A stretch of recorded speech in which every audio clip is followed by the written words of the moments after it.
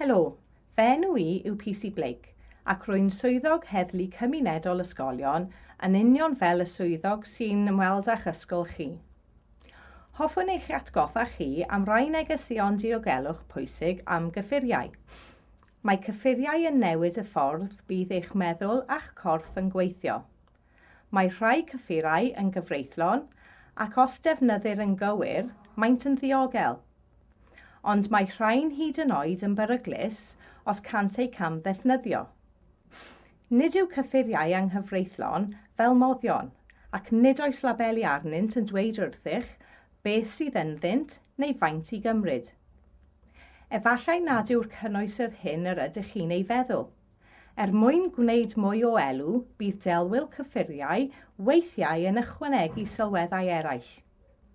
Caiff cyffuriau anghyfreithlon eu dosbarthu yn ôl eu potensial i achosi niwed.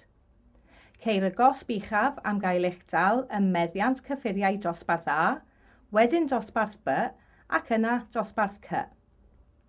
Yn aml, ffrindiau sy'n eich annog i roi cynnig ar gyffuriau. Os gwnaant, nid ydynt mewn gwirionedd yn ffrindiau i chi. Ond os bydd rhywun yr ydych yn ei adnabod yn defnyddio cyffuriau, ac rydych am gyngor yn ei cylch gallwch ffonio'r llinell gymorth genedlaethol Dan 24/7 neu cysylltu ag asiantaeth leol. Cewch ei manylion yn yr adran llinellau cymorth. Diolch am wrando ac arhoswch yn ddiogel.